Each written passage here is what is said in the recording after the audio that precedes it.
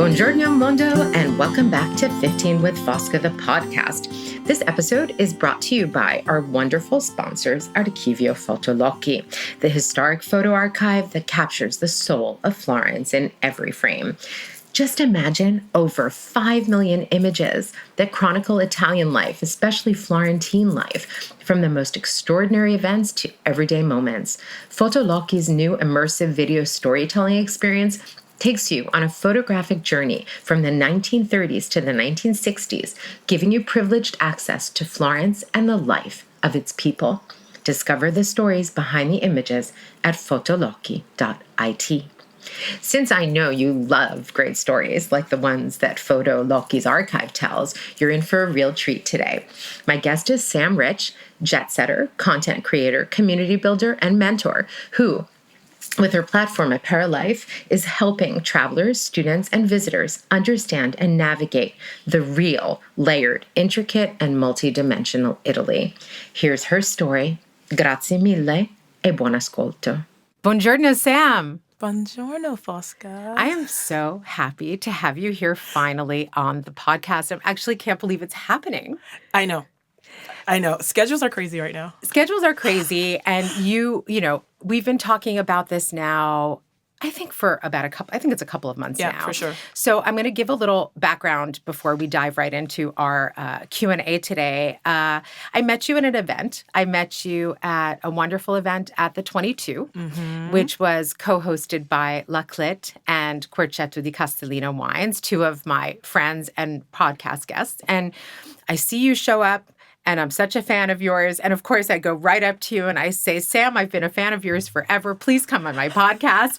And of course, you were immediately so gracious and lovely. And you said, of course, I'd love to come on the podcast. And there began our trying to get this on the calendar in light of your very busy, very interesting life. So I'd like to dive right in and talk about the fact that you're a real globetrotter. I think you are I think I have a lot of globetrotting guests, but I think that you are the most, let's say, the person who's flying around the most that I've had on the podcast. You are a flight attendant. I am. And I think that gives you such an interesting perspective on so many things. So I'd like to really start talking about your first encounter with Italy.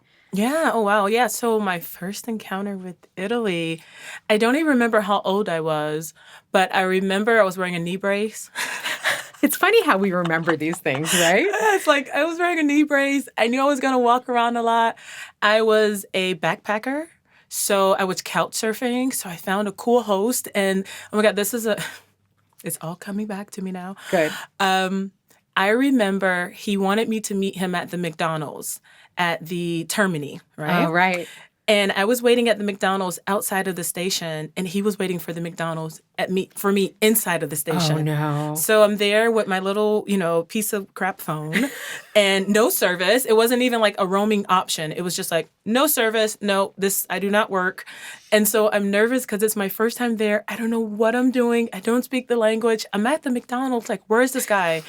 And then I don't know it was like after 45 minutes, he comes wandering out. And he's like, I was at the McDonald's. And I'm like, I was at the McDonald's. And yeah. And that's when I like kind of just like, okay, this is going to be a ride. This is going to be a ride. And it's been a really fun one ever since. I did, of course, the Colosseum, the Vatican. I was the tourist that, and understandably, I had no, I didn't have the resources weren't there like they are now. The TikToks and all the other stuff. It was literally like, all right, let's just go to Italy. And people weren't on Facebook the same way that they are and all of the different resources that we have now. So I didn't even know like about the dress code for like the churches and stuff, Yeah. I was just like a kid and no one in my family had been to Europe. I had an uncle that lived in Germany as he was with the army. But even that's a completely different experience. There's at least some, I feel like the military either do like they kind of shield you from like the culture where you are. Absolutely. Or you have like this type of, like people, I feel like the world accommodates Americans so well. So it was a complete like throwing into deep waters. And it was the first of many. And yeah, Italy was my first European holiday ever. Wow. Yeah. This is a great story. There are so many things. No, there are so many things I really like about this story because, and I think in a lot of ways it did inform your brand. And I want to talk about that because you immediately said, okay, you got here, you found this, this situation, but then it worked itself out, which often happens in Italy, right? Yeah. Somehow, who knows how, but everything worked out in the end, right? But then you said, you continue to ask yourself these questions evidently over the years.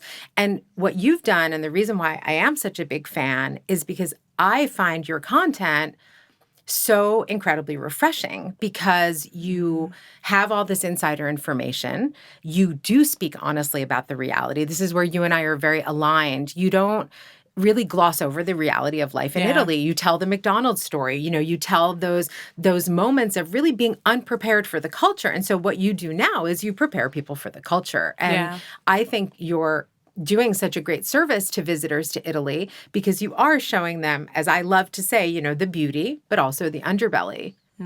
Yeah. And and you kept coming back though. So talk about that a little. So what happened? So you have this first encounter with Rome. It was amazing. I took like this impromptu trip to the Netherlands, which then I also loved, having my first herring with onions and all that other stuff. And it was just cool. I was just like, all right, I can do this. And being a solo traveler, so just a little small background. I was an exchange student. I studied abroad in Brazil for a year when I was 17. Wonderful. So I was already doing like different stuff from my family. I come from a very big family with a very small mind of how we operate. Very loving. But my parents were not like adventurers, you know what I mean? Like they really my mom doesn't have a passport. I've been telling her for a while, get a passport. My dad had like one stamp in his passport and I think he went to the Bahamas, which in Florida, that's like going around the corner. Georgia is further than the Bahamas, I feel. So it was just like we have a very small mindset. So going to even Brazil and having these like really strange, in my mind, they're strange. And I had to like also change the way that I described things. It's not strange, it's different. You don't drive on the wrong side of the road. You drive on the other side of the road, Yeah. And so changing like negative viewpoints into positive ones and just things that were different from myself and that my family, how they view the world and creating my own views. And like, so with Italy and, after that holiday and getting back to Florida, I was like, okay, that was cool. I'll probably do that again. Yeah. And I don't think I did it again for a while. And when I started to work for another airline, which I don't want to say my airline's names. That's fine. But when I started to work for a big global company, I started to go to Italy on a regular basis. And I just liked the people on the flights, Yeah. Rome is kind of crazy. It's probably one of my least favorite ones because you get like all the school trips, everyone's wearing a matching shirt or hat. And, someone's like, I left my retainers on the food tray. Can you help me find them? And I'm like, oh my God. No, there's 300 of you guys. I got to go through all of these trays and find retainers.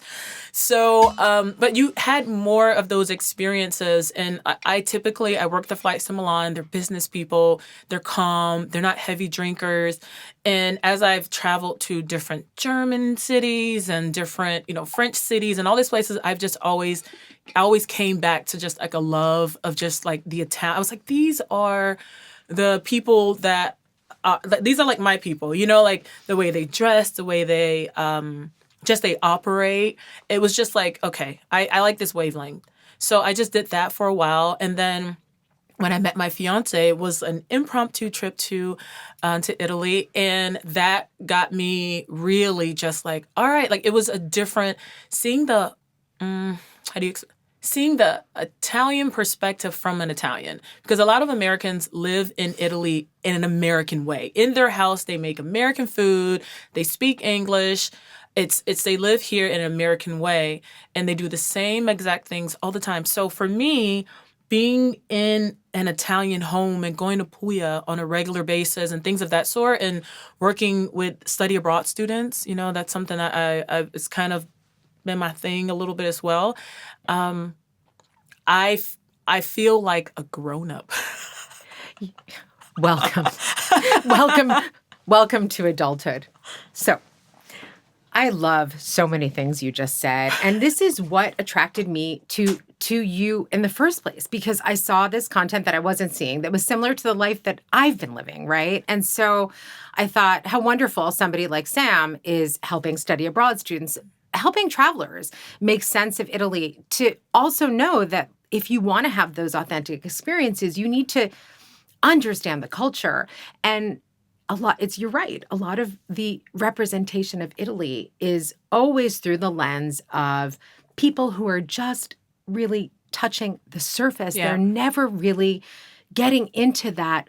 I love you do these videos of your home and you help people, you go to the supermarket, you tell people how much things cost. But you also speak about the realities of living in a country like this, good and bad. Yeah. And I want to dig deeper into that, because I like the fact that this might be a personality difference or a generational difference. I don't know. But something I love about you is you just put yourself out there in a way that I don't necessarily feel comfortable doing. But I like it so much because a lot of what you say and do is very relatable, I think, for a lot of people. And hearing your experiences in such an honest way, I think you really help people. So you do talk about your fiance. You talk about your close encounters in Italy, as I said, that might be great or that might be not so great. You talk about the experience of being a Black woman in Italy, these are not easy topics, but you handle them with extreme grace. You speak from the heart. So has that been a decision? Has it come organically? Well, I'm a Scorpio, so we're known for being a little upfront. But it doesn't, I think maybe because I do it, it seems like it's easy. I have so many videos drafted that I haven't posted. And there is always this kind of a hesitancy of what people would think. And if I'm interested in getting into a potential argument and a back and forth, there's always that with social media. And it is I walk a very fine line, because you walk a line of privilege, which a lot of Black Americans in the States, we think of privilege and we don't kind of, we associate it with us, but not really. You think of a different group of being privileged. So coming into Italy, being American is a privilege. Absolutely. Being a Black American is a privilege. I have taken the time to connect with a lot of Afro-Italians, because their experience is completely different. And they look at us like, how we, in the States, we might look at someone complaining about something and be like, that person's a Karen. They will look at us and think that we're Karens. That's right. And so for me, it's, being very, asking why. Why are things happening this way?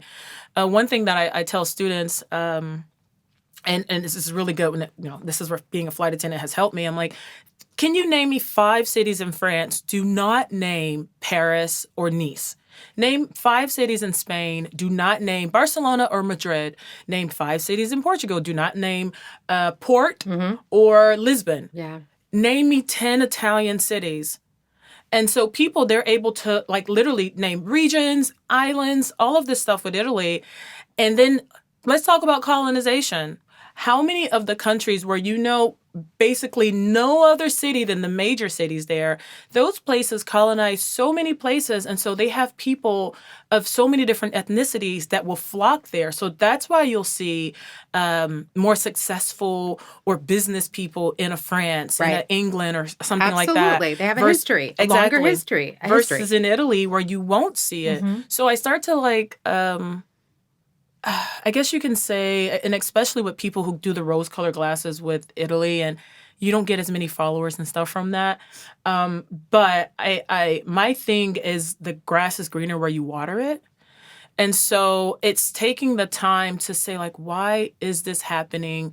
And then having the patience and yeah. So that's kind of my social media is sort of kind of tapping into that. And even, yes, this is cheaper. The price is less than what it is in the States for this amount of groceries. But the cost of living is less here. So this is actually, and I shop at Esselunga. People think, Esselunga is the creme de la creme. I know. Of supermarkets. Right. So I'm like. You brought up so many great points in everything you just said. And I think that you're asking the whys has been so helpful. And even if you are not, I thank God you aren't like other influencers or content creators, call them what you will, who represent and depict only one Italy, that I think is very damaging. I think it's, and this is brings me to my next question. You know, it's starting to get warm. There are already a lot of tourists here. Yeah. And, you know, we talk a lot about over-tourism here on the podcast. And something that you and I both do in our businesses is we really try to give people the tools to experience Italy intelligently. And that's where the difference is, because you're asking the questions, you're putting the tough stuff out there. You're also putting, you know, lifestyle stuff. I love watching are you kidding? You're incredibly aesthetic. You throw great parties.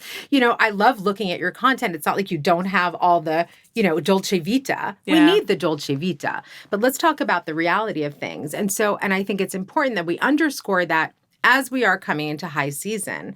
So you're in a privileged position because people listen to you. And thank goodness you're out there, because I worry that people aren't listening to voices that are intelligent about these things.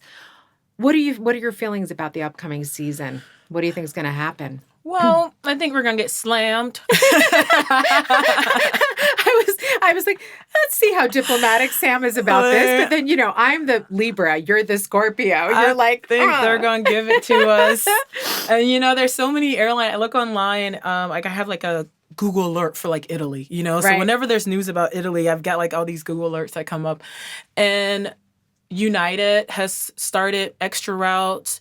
Both Delta and American have started going to Sicily. I saw that.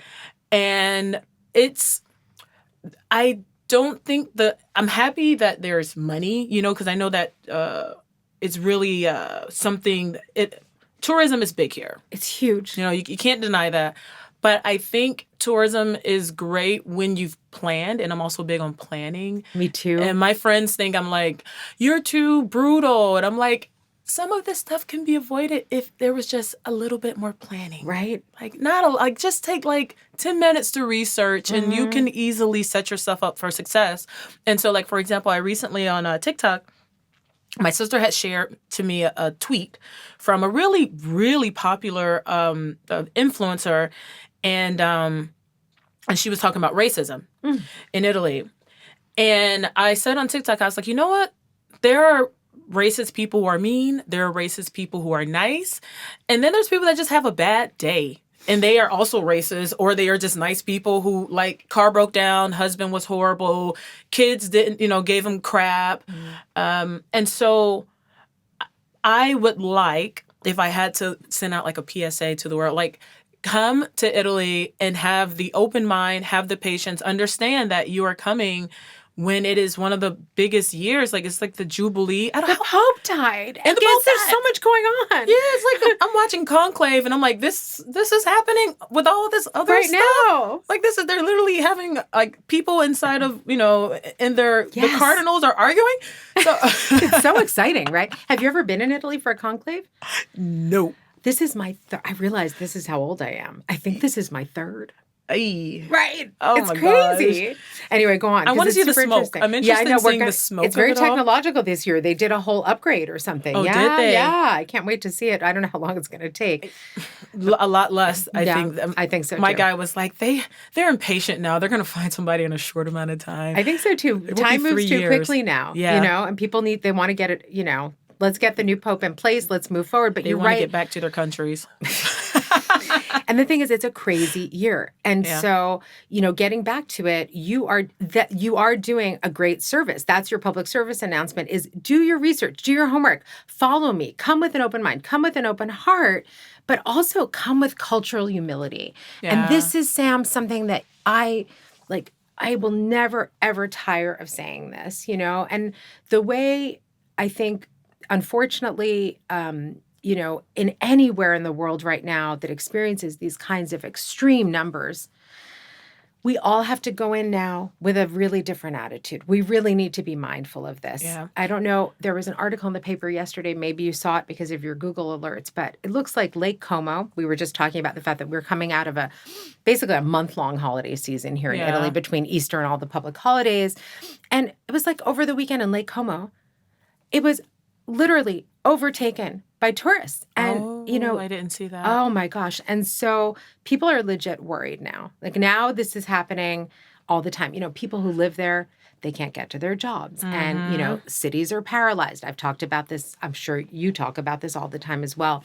So I think if your message is, okay, you're coming to Italy or, wherever else you're going, be patient, especially this year. I worry a little about these numbers and all the stuff that's going on. And be mindful of the fact that, this is a huge income for the country. Yeah. But Italy is small, and it's. But how much? Because I do question how much is it a level of being irresponsible from the government standpoint. That's something that as much as and we're not trying to get all no, go crazy. There. No, here. go there. I want you to go there. But I Sam. think that Let's it's just like so irresponsible for the government.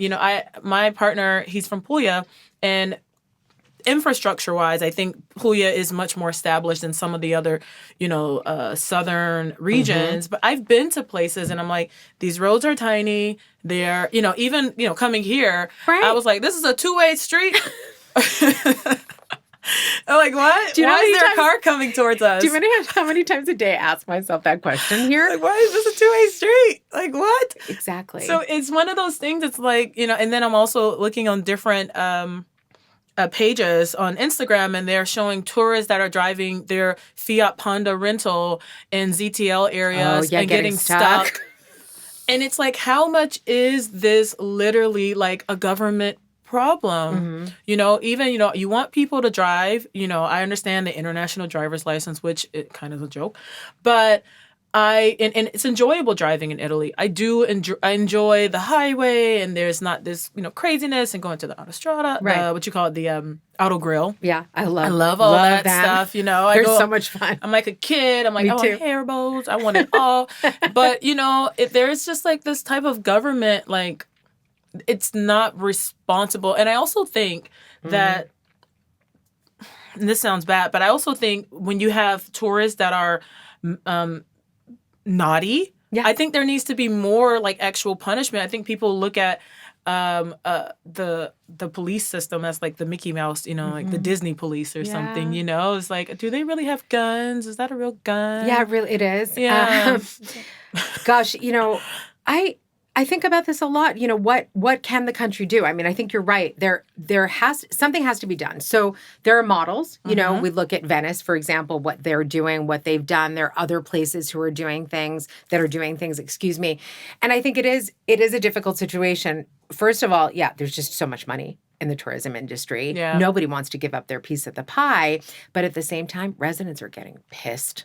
And you see this. I was thinking about Puglia when you were talking, because recently I was contacted by a client and they said, we want to go somewhere off the beaten path. We were thinking of Puglia. I'm like, Puglia is not off the beaten path. Puglia was off the beaten path maybe 10 years ago. Now, if you want to go somewhere off the beaten path, you want to go to Basilicata. I recommended Basilicata, and I hope they went actually. And I also recommended Calabria, where I went. I had a boyfriend from Calabria a gazillion years ago, and I went really like 30, long time ago. And now even Calabria is, and so I said, no, Basilicata, or maybe the other side, Abruzzo, blah, blah, blah. And so I think something that I try to also bring home, and I think the government can really do something good here is, Italy has so much. We don't all need to go to this. Yeah. I keep saying this. So maybe Italy needs to be spending money, not only on elevating those places. There are so many places that offer so much, and there's nobody there. Yeah. Think about even small places near Florence. I was talking to somebody the other day about Arezzo. So there are little jewels like that all over the country, at the seaside, in the mountains, that have cultural jewels and treasures, art, you name it, natural beauty, and people don't go there. But what happens is that people move there, and then the local economy becomes unattainable for locals. This is such a problem, Sam. And it happens here. I recently, I called it, and they didn't like it on TikTok, but I called it gentrification. And someone's like, I don't like gentrification because it implies, because it says that it's a poor area. And I was like, if I go to Dubai, or a bunch of, sheiks from Dubai come to where I'm living and they've increased it. Yeah, to them, I was in an area of poverty. Mm-hmm. I'm like, it's a Florentine cannot afford to live in Florence anymore. And also with the study abroad programs, they also, I think they should crack down on that a little bit. It sounds so bad because it's such a great experience that is had, but it's crazy right now what's happening in a lot of Italian cities. I don't know if this is true or not. It could be just something that a colleague told me or not. But I had this one colleague. He's from Brussels. He's from Belgium. And he said to me that that the local government, they wanted to add more flights so that they can increase more tourism in Belgium. And they said, no, because we have the people you have to hire and all this. They're like, no, we can't handle it.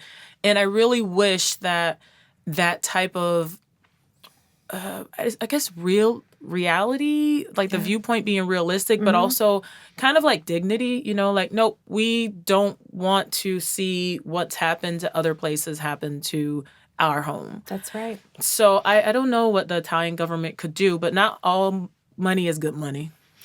Oh, I couldn't agree with this more. I as a long-term resident, and then we'll talk about the study abroad question, but let's just talk about how our lives are affected on the daily because of this. I've lived here for many, many years, and, now I have a lot of clients who ask me to help them find a home here, whether to buy, to rent, et cetera. And, I think about these things because the average rent in Florence is outrageous now.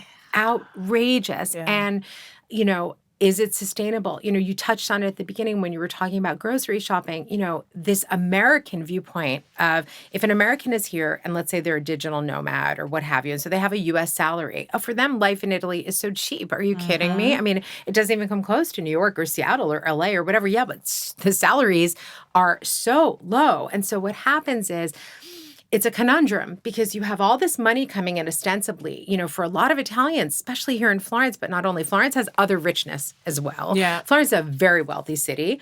But obviously tourism is a huge part of it. And even if Florentines hate it, which, probably many of them do, they're never going to say it because it's too much money. Yeah. But at the same time, this is no longer sustainable. It's not sustainable in Florence. It's not sustainable in Puglia. Also because, as I said, the residents are getting antsy and they're getting angry because there aren't, and then you and I could talk about this for 3 hours, but it's not like there are salary raises. Yeah. It's not like people are like, oh my God, look, everyone wants to move to Florence. Now there's this huge international community in Italy. Well, let's just raise all the salaries. It doesn't work that way. And residents, I think, often are upset at the local administration here in Florence. And, maybe it needs to start with the local administration because we feel that they don't pay attention to us residents, and we have to deal with all this stuff, like yesterday I had appointments in downtown. I have to allow for an extra 15 minutes at least to get through the crowds. Yeah. Ugh. I try to avoid the center. I do too. But we can. But you can't always do that. And so I want to put this out there. I think a lot of us are working toward a similar goal. I think your work, and I want to talk a little more about specifically what you do, your services. But, I think being here and saying to people, listen, please, please, please be aware of the fact that real people live here. Yeah. And, even just getting back to the study abroad thing, I worked for 23 years in study abroad and just looking at the way Florence has changed. I don't recommend it anymore to people who want to learn Italian. Oh, yeah, no. Oh, sorry. I'm sorry. I know. That's the response. I love it here. I mean, I know it is such a wonderful city and it has so many gifts and such a great, international community and a lot of people want to come here. But if you want to learn the language, go to even half an hour away. Go to another place, Florence has become extremely international, more than I think it's ever been, Sam. I don't know what your read of that is from when you first started coming here till now. Yeah. You know what? I'm from when I first came here, I'm not a good read on that because when I first got here, I was basically lonely. I didn't have any friends. COVID actually helped me, which sounds bad, which I think that there's some people who had, awakenings that happen with everything. When there's a tragedy, there's somebody's triumph, you know? Absolutely. And so with COVID, I was actually able to, I had a student visa, right? So that's how I was here. I no longer have residency here. I'm not going to get residency here until I get married, because we can talk a whole hour on the Questuda. That's a hot mess. But if you can avoid, you're going to have to deal with it at some point. Yeah, I know I will have to, but I'm like, yeah, right now it's like, I won't do this. You know, I'm able to fly back and forth, so it's different. Exactly. But COVID helped me because all the students, all of these people who are digital nomads did not see Italy as safe, and they went back home. And so I was here, and when you did hear English or you did need help and you messaged in groups, the people who were here, you were like, well, what are you doing here? Oh, you've been here for how long? I had no idea you were here. So it was sort of kind of like, you know, like a horror movie, right? There's fog. And then you see all of these like figures, and you know, oh my God, there are trees. I cannot run through this because of such and such. And then COVID came, and it was like light, and you just saw like, oh, it wasn't a tree. It was like, you know, whatever, you know, and it was just like, so all of the haziness or the confusion that was tourism or whatever went away. And so I was able to actually build some genuine friendships because of COVID, because of it was just us. Yep. So, you know, from beforehand, I was here. I was just a lonely girl. Just a lonely girl. And that maybe is why you're so committed to community. I want to talk about that. Oh, yeah. Mm-hmm. Because that's another thing that I really value in the work that you do, because it's something that you and I share, which is our commitment to, you know, not only helping people understand the intricacies of the culture, but really building community. And I want you to talk about how you've done that specifically, because you do wonderful things and you help a lot of people. And it's really something that you are very passionate about. So can you talk a little more about what you do to build community and cultivate community here? Let's take a short break. I want to take a moment to thank our sponsor again. Archivio Fotolocchi and their new archive experience is a curated journey into Italy's visual history. These aren't just photographs, they give you a rare view of the events and lives that really built Italy's culture. And so much of my conversation with Sam is about gaining a deeper understanding of Italian society and its people. And to do that, to really comprehend why Florence is like it is today, it's important to look at its past. Dive into Fotolocchi's immense historical archive. And when you're in town, or if you're planning on coming, make sure to put their new immersive visual storytelling experience on your must-see Florence list. Explore more at fotolocchi.it. And now back to my chat with Sam. Yeah, so I started a group. We're called Fiori d'Italia, and we're the flowers of Italy, because during COVID, I always send my sister flowers. And I remember calling a florist in Dallas, where she lives, and they were like, well, we don't have everything because of the different shipments that weren't coming in. Yeah. And that's when I realized, like, these, like, you know, most things you're like, oh, yeah, this is made in China, this is made in Bangladesh. Like with flowers, one, they're fresh, they're different, they bloom. You know, if you put them in the sun, you'll see, you know, I watered my flower and it woke up type of situation, right, you know? Right. And I was like, it's the one thing that's super beautiful, and you can have like a bouquet of just like one flower, and then you can add like some baby's breath in there, and right. It changes. It changes everything. And so I call it as that because we're the flowers of Italy. We're all so different and from different places in the world. And, you know, I feel that, you know, I'm one of those people that the word expat is, I tiptoe around it. I understand the usage for it, but it's kind of an elitist word, you know? So yes, we're expats, but we are people who have proudly accepted that we've immigrated. And we don't say that in a way of like shying from it, you know? I feel that like Americans, Canadians, people from, depending on wherever you're from, and also not just where you're from, but like your skin color and things of that sort, and culturally how you connect, religion, you don't use that term expat. And it is a way of finding your people, you know, English speakers who such and such that, right. I get that. I do understand the meaning for it now. But also with using the word immigrate, you do include like the questura, the permesso di soggiorno, the codice fiscale. Like, oh my God, I want to rent a bike. I need a codice fiscale to get on the ride movie. So it's true though. It's like, it's true. Yeah. So, so I just, it started out something really small. And it's still relatively small because I'll be honest, I am a little selective because I do want the mindset and the respect to be there. So there's always, you see like moments of fire within the girls. The elections were fire. I had to like turn off the comments in the group. It was fire. You gotta do it. You gotta do it. Bring everyone back to let's cool this down. Oh my gosh, girls. But then like you have moments of girls like, oh my gosh, anyone need an apartment to rent for a month, or helping out with one girl needed a dentist. Any dentist you suggest, and it's supposed to be just community, or that's what it is. It's community, and I want us to grow. I think we're like 35 something now or so. That's a nice number. That's not that small. It's nice. Good. I like it. It's cute, and I feel that I'm proud of it, and I feel that not saying the quality of the women, but everyone we're on the same wavelength and intentions. Yeah. We're intentional on what we do, and people work and study abroad, and there's people who are, Afro-Italian, Chinese-Italian, like those different things that you don't hear their stories, and you're able to have these very intimate moments of people who are part of a marginalized group or vulnerable in a lot of ways that you don't think of it being vulnerable. And so like even yesterday I had coffee with one of the girls I haven't seen in a while. And it's one of those things of like, I try to build one-on-one relationships, and I encourage them to do it. I don't know how much they do it, but I encourage it because it's always, like, okay, so last time I spoke with you, this happened. I mean, like, did you renovate the kitchen or what? Those things of like caring about a person and being kind of what I needed, when I first came here, because I was unsure. I fell in love with an Italian, and I had to fall in love with Italy, with the good and the bad and the, I called a taxi and the meter's running. In the U.S., Uber gives me 5-minute grace period. I know, not here. You get in there and you're like, what do you mean? It's already 10 euros, sir.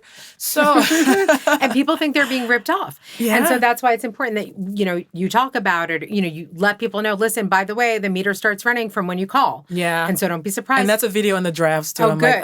Well, we're talking about it. So now you're going to have to release it. But do you know how many times I had complaints from students, from clients, whatever. Oh, I'm being ripped off. I'm being taken for a ride. There was already €9 on the meter. I'm like, no, that's just welcome to Italy. But I love what you said. I fell in love with an Italian, and so I had to fall in love with Italy. The good, the bad, and the ugly. Yeah. Because in my home, it was just me. You're protected. That's why my Italian is not so great, because he speaks English, and there's comforts there that we have. And it's so funny. One of his friends recently was like, "What does Sam cook?" And he was like, "She cooks like everything." And now they're like all interested. I'm like, there's no soul food here. I'm the youngest girl. Parents do not pass on the cooking that far down. You get the oldest ones who have to cook because they're cooking because mama's tired. Right. The youngest ones were like in charge of salads and stuff like that. I'm like, I can set the table.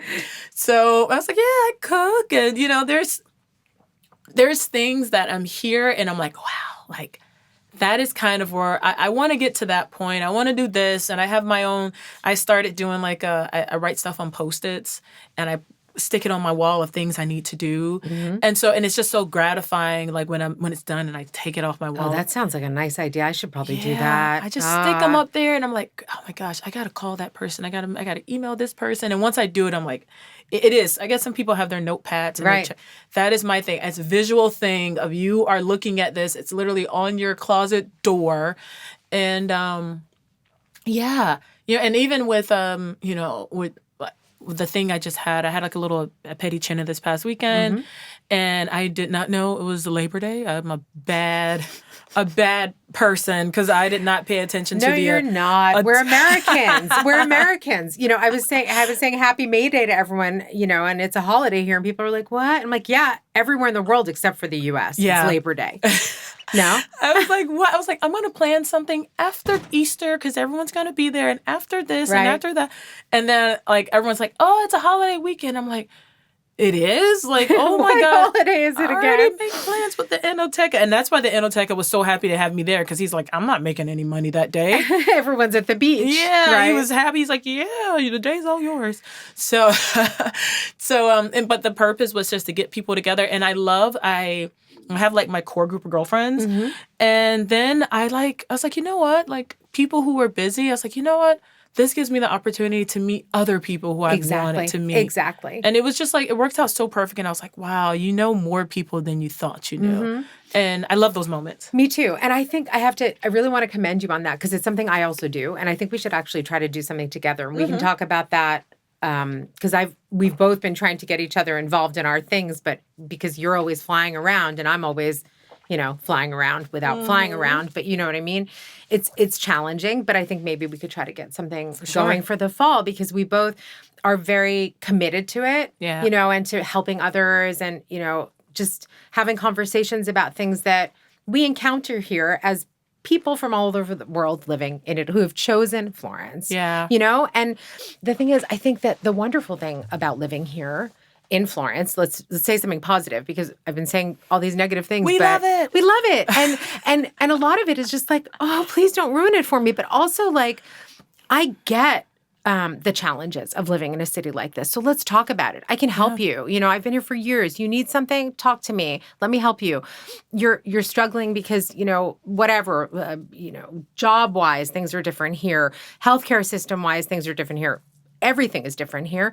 And we do sometimes, I think people who have been here as long as I have, I can really see how these huge changes, post-pandemic mostly, are really impacting us on a daily basis. Yeah. But at the same time, people are really more lonely than ever. And so we need to be doing more of that. We need to be connecting, creating opportunities, helping other people, just creating a better place for us to be. Yeah. I think also because Florence is so particular and we do get caught in this, like a lot of people come through and leave and that can be very lonely. Yeah. You make friends with somebody and then they're like, I'm moving back to the States. No, why? Yeah, or I'm moving, right. Or I'm moving to France or, what have you. And so it is, and I've spoken about this a bit and I've experienced a lot in my life here. It can be very transient. Of course, if you're life is with Italians, as mine has always been, the experience is obviously so very different.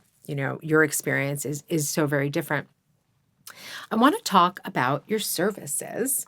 Oh, yeah. Mm-hmm. Tell me what you do to help people to really all the great things that you do to help people navigate the country and the culture better. Well, I feel like I've just been thrown into services. I'm just like I feel like it's just like, can you do this? I'm like, yep, I guess. Yeah, I can. Like I helped a woman out last year with her wedding, and I was like, I guess I know people who could do this and this and this, and why not? So I have been a mentor for a study abroad student, and that's always fun. It's funny, one of my mentees, she wrote a story.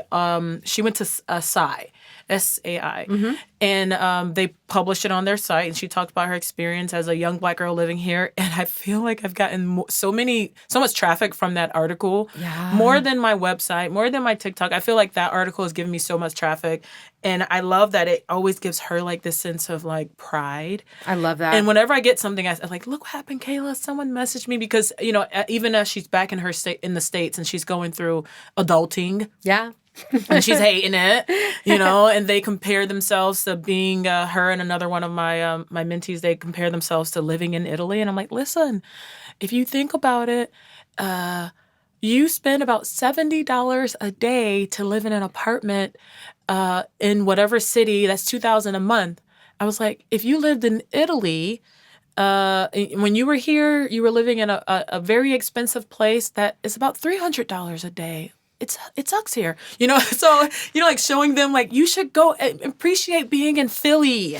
I love Philly. Yeah. It's like, represent for the city. Right, exactly. You can actually still survive in Philadelphia. I'm really glad you brought up all the things you just brought up. First of all, mentoring It is so important that you do this, that we do this. It's something I'm very committed to. I often cite the fact that I feel like if I had had more mentors in my life, maybe things would have been a little different. And so I really appreciate that that's an important part of what you do and it's like who the you first, are. I feel. It's fundamental also because it's so gratifying, and you're really helping people. And I think it all goes back to it, Sam. It all goes back to that moment where you were like, okay, what can I make that I don't have? What can I do that I don't have? And so you're paying it forward in this really like very sincere, very authentic way that I think is you. And I really, I'm grateful that there is somebody out there like you doing this stuff. No, it's important, Sam, because I think it helps people navigate Italy, yes, but then, you're giving them something more. You're giving them something more, something that you would have wanted to have. Yeah. Right? Yeah. And you know what? Like, for example, like with study abroad students, they're only here for a short time.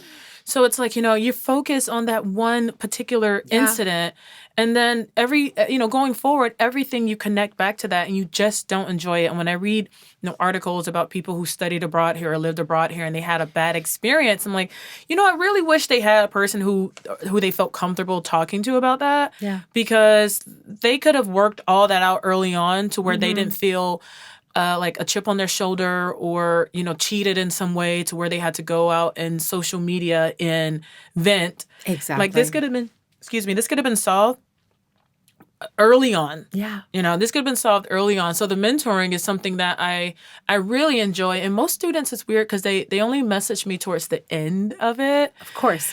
So that I have one would call her an intern. I always look at them as a mentor, a mentor situation. She's coming next month, which I'm like, I really won't be there, but, we can try to work something out for you. And then outside of that, it's the helping out with university students. So I go to starting with their orientation, and I come and I have like a really cool speech that I do. Yay. Yeah. And it's it's a very vulnerable speech. Mm-hmm. And talks about just, my experience and, why is this happening? And it takes them on a really nice journey of, of confusion, like it's the stages of grief, and, and how can you kind of get out of all of those things? I'm happy, I'm sad, I'm angry, I'm this, I'm that. And then let's get to a point where you can coexist in Italy. And then I also, with some of the university, the study abroad programs, I do kind of like a workshop. Mm-hmm. And it's WTF, and it's like, what's that frustration? Yeah. Is it the food rules, the fashion rules? It's all of these different things that you're not expecting. No one tells you about them. No one says to you, like, yeah, if you're wearing sandals and you're not at the beach, Italians will look at you. They will judge you. Yeah. It's like, what's wrong? I love Birkenstocks. If you're wearing Crocs and you're not near the sea or in a garden, you are homeless and your parents didn't love you. And you're like, I didn't know. Like, I love these. These are so comfortable. Or something of that sort. Like, right. All of those things that make you feel insecure. Exactly. And not enjoy the experience even before you even experience it. And even like, I'll say that I'm like, back to what I said in the beginning of changing the mindset from negative to positive of like, okay, you like what she's wearing. You might feel envious, like, oh, she thinks she's better. How about I like that jacket? I need to start going to vintage markets and looking for something like that. And then you take these little moments and you return them to the States where people will be like, oh, she came back from Italy and she's different. And part of being a grown-up is growing. It's the root of the word. So it's like, how can you take this experience where you have the freedom of a grown-up, where no one's checking ID for alcohol here. No. You have all of these freedoms. How do you take that? And I had that happen in Brazil. Like, how can I make this useful? It was really weird. We were going out, we were drinking and having fun. No one's IDing you in Brazil. And so right. I was like, give me a caipirinha with a straw and a little curl. You basically are a kid. They don't care. But what can I actually take from this experience? And I was started reading a lot when I was in Brazil. And I stopped going to school. I finished school a year early, got all my credits a year early. And so I didn't have to technically go to school. It was just something of, she's here for study abroad. She should go to school.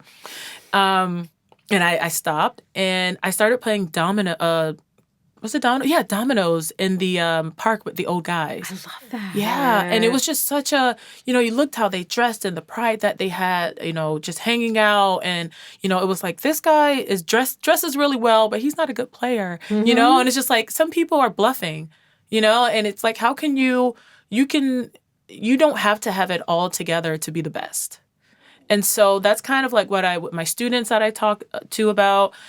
People also will email me about advice with Italy. Yeah. And, there's some people, and you can tell there's a lack of, I don't even know what it is, but I want to move to Italy with my kids. And I'm like, okay, have you spoken to your child's father about how are you going to kidnap them? That's kidnapping, lady. So can we not do that? And I don't want to be involved in it, Can I not be an accomplice?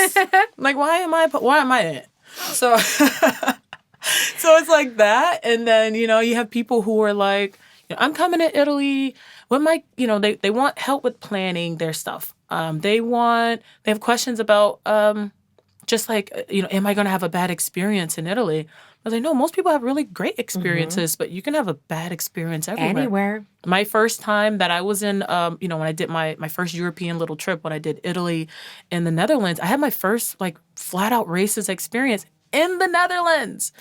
Yeah. Wow. And it was so crazy. I was with a couple Dutch people and the person was drunk, was intoxicated, inebriated. And they called me a black NB to my face. No. Yeah. We were just walking through and it was just like, whoa, gosh. Just straight to my face. And then she stumbled along and it was not, and everyone, they talk about the Netherlands and they're like, oh, it's so progressive. It's so wonderful. And they have marijuana on every corner. And, they have the people they're black people, this. I'm like, are y'all talking to the black people there? Yeah. Like, because you see black people, you need to have conversations about how they're there. Yeah. How is it easy to find work? All of these different things. And you can have the best experience where somebody completely hates that place and worst experience. It's life. Exactly. Yeah. And unfortunately, ignorant assholes abound, and it's not, it's not, it has they nothing come in to all do shades and all this stuff. Right. There's no, unfortunately, all nationalities, and unfortunately, and I want to say something that has been so evident from the first time I met you and all throughout our chat up until now.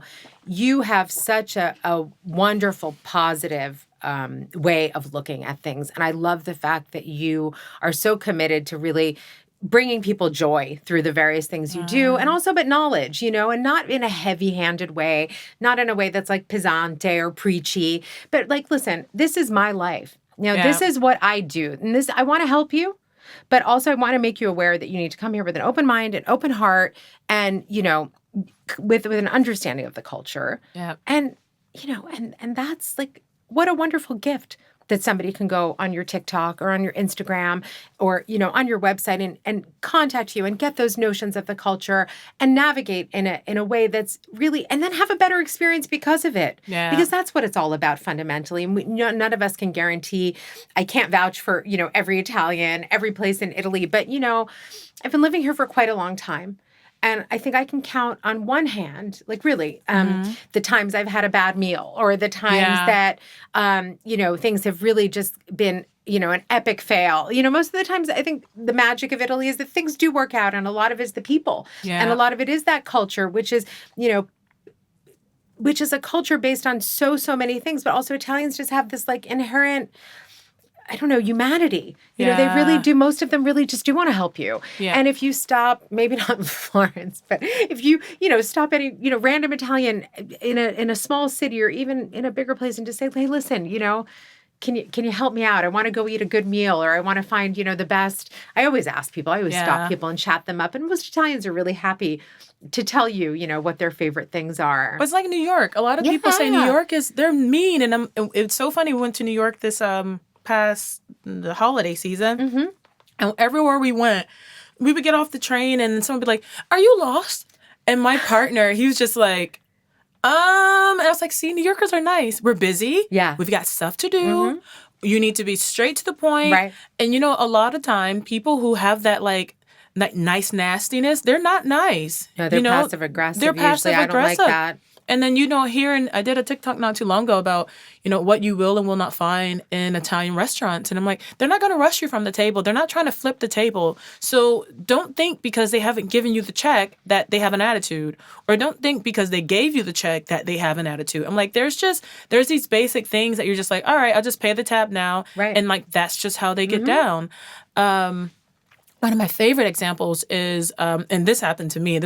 I was such like a little scaredy cat, like going up and paying for the coffee, and everything is they put it in a plate. Yeah. They don't put it in your hand. That's right. And my mom worked in banks in Florida, and I remember her getting so upset because in the States that's rude to not put it in the hand if you just like throw it on the counter. In Italy, they're putting it on the counter and they're going on to the next person. Like they're literally looking over you, And so I was like, oh my God, this person put the change on the counter. Like, how rude. Mind you, I am the wrong one because I did not know culturally that is normal. That is not seen the same way. And so then on top of that, it's like, all right, so now I've got to like, this person's moved on, this mean cashier. And then I go to the bar and there's all these people, like crazy people skipping me to get their coffee. And it's like, and my fiance was like, get in there. You got this. You got this. And I'm like, oh my gosh, this little old lady just pushed. And now I'm like, screw that old lady. No, I'm the knocking old ladies, Nonna out of the way. Listen, the nonnas have so many resources. I have seen them sprint for buses. I have seen them knock people out of the way. I'm like, no. But for us Americans, I'm so glad you brought this up. And I have to say, I got a little teary. Because you reminded me of myself. I remember those moments when I was first here as a student. I'm talking a long time ago. We're talking like a long time ago, 1990. But I was petrified of that. Yeah. I hated that. And I spoke Italian. I was studying the language. But I felt so like, I don't know, every time I had to go up and push my way through, or, just even things like a crowded bus, like you have to push your way through to stamp your ticket, or now you can, swipe and pay with your credit card.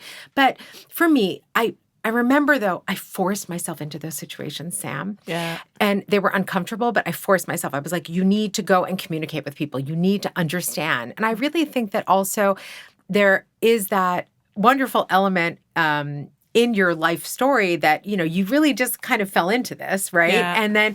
But you've made such a wonderful life for yourself, and you are helping so many people. As we come to the end of the podcast, I have let's say three final questions for you. Mm-hmm. The first is, tell me more about the name, Aperilife. I didn't ask you, and I love the name. Well, at first it was a Perry painting, and this is part of me beforehand. Like if you scroll all the way down to the bottom, of me being lonely in Florence, and I was just doing like little sip and paints, and I was like, well, my life is an aperitivo. And so I'm going to be a Perry painting, having it. And I was doing sip and paints by myself, looking out my little window. I had known you. I'm sorry. I know, but girl, it was tough back then. It was tough. Everything happens for a reason. I know. And then I didn't want my life to be just painting, and I'm not a great painter, So then I was like, well, my life is an aperitivo. It's a happy hour. In Italy, it's an aperitivo. So that's where Aperilife came from. And I've seen it more and more, like where people are like aperi cena, aperi this, aperi this, and I had no idea. But yeah, that's where Aperilife came from. And I try to, and maybe I've got to do more promoting of telling people, have an aperitivo life or whatever. But yeah, it's more or less just for me to remind myself that like, I worked at this restaurant, just a little sidebar, in New York City. And people used to call and say, do you guys have happy hour? And I'd be like, every hour is happy. And no, we don't. So hilarious. So that's how I had it in my life. I was like, every moment is going to be an aperitivo, and I'm just going to sit and I'm going to chill. And if I have to learn how to make mojito at home or martini at home or get all that, I'll do it. You'll do it. And I think actually that's some of your content that I enjoy the most. When you bring us into your domestic sphere and you're doing a party or something, I love that. I've always been drawn to that kind of stuff. But I think fundamentally you're just you have this really joyful approach to life, and that's what comes out. And so this Aperilife, which is really this this happy everyday life, and at least but realistic. So know that you can't be happy every day, but you try to have that happiness in every day. And maybe it'll just be that one moment, and sitting in those emotions, because sometimes people are having an aperitivo and they're having a bad day. They just lost their job, or, they lost a family member, or they have something. And that's part of like, all right, like sitting in emotions. When I see like that people are happy like all the time, because I'm definitely not happy all the time. My friends know. Neither am I. And I'm I don't think honest. I don't. I get in more trouble for what I don't say than what I do. Like my face is like, I know y'all see this. Because this is some BS. So, like, my face gets me in more trouble than my actual mouth. Yeah. But, like, it's like when I see, like, the person's, like, always happy. And I've learned that in the aviation industry, you know, with people who take their own lives or people who are, you know, on meds for whatever reason. I'm like, you know what? It's good to have the emotions, to understand it, to sit in it. When we see people who have, you know, mental health issues, you know, some people are like, they were so happy. He was so happy. I would have never guessed. And it's just like, well, if he would have just screamed and said, F all of you, it might have gotten it out the way that it needs to. It's like, no, I'm not going to. There's the inner and the outer, you know, like when you're acting, this character is happy, but what's happening on the inside? And that's what makes it believable. Yeah. So it's like, you know what? Like whatever's going on the inside, I'm going to be okay letting y'all know it. Like today's not the day. Oh, okay. She not in the mood. I appreciate your candor, and I think that's been, as I said, I've been saying it since the start. But I think it's that really authentic way you have about living your life that has been that has really warmed you to a lot of people, warmed a lot of people to you, and anyway, so thinking back. To our conversation earlier about all these people who are about to descend upon our lovely Italia, what would be one piece of advice that you would give travelers to Italy this summer? Stay home. No, just kidding. I love you. I love you. This is what we need to do. Italian Tourist Board, Sam is ready to be your poster girl, your ambassador. Whoever's listening, we've got Sam Rich here who is going to just tell everyone not to come to Italy this summer. There's a recession in the horizon now. What would I, you know what? That's a really good question. What would I suggest them?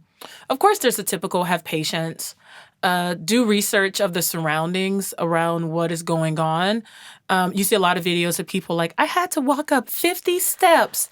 It's like those steps did not just magically appear. Right. They've been there, girl. Right. And the people like last summer, my daughter pointed out to me, I'm not on TikTok and she was at the time. And there was this very famous U.S. influencer, content creator, whatever, who was so pissed off because she had to take like the ferry to Capri and the water was choppy and people were getting sick and it was hot. And I'm like, do you know how many times I've taken that ferry with like groups of students with like people who were like getting sick right and left? And like, that's just like, it's an island. Yeah. I hate to break it to you, but like, we can't tell the sea what to do. And you know what? Italy in the summer, it's fucking hot. Yeah. Like really, really hot. Yep. That's just like, you know, being upset about turbulence. It's like, there's nothing we can do. You are the one that volunteered to get on this particular mode of transportation. So this is the gamble you did. You wanted to get there fast. Right. And that's what you're going to get, turbulence. Yeah. If you want no turbulence and get there slow, go on a boat. Yeah, with no choppy waters, right? But it might be choppy, baby. I think that's I think your answer is perfect. In other words, you know, come armed with patience, come with knowledge. And even if that knowledge, it's so easy to get knowledge now. You spoke about your first time in Italy. I'm not even going to talk about my first time in Italy. Oh. You were waiting for the guy at McDonald's. He was waiting there, but we had nothing. I mean, we had like nothing. But we still, you know, it all worked out. And so you have so much now. People have so much. It takes so little time.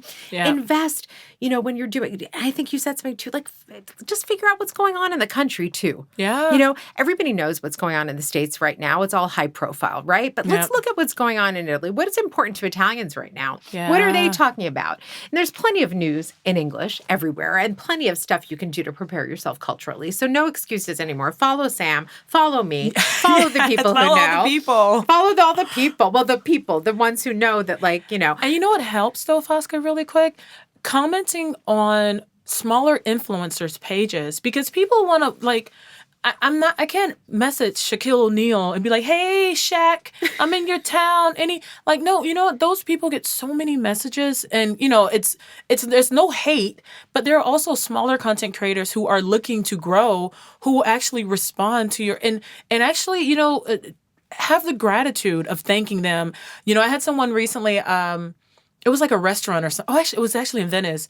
Forte Magara. I did a post about it, like the cat sanctuary. I saw that. And she went and she like tapped me. And I was just like, I am so grateful for that. And that one, to know that it helped you. Yeah. But you know what? Like, smaller influencer, I consider myself a smaller influencer. There are some big, some big ones out there.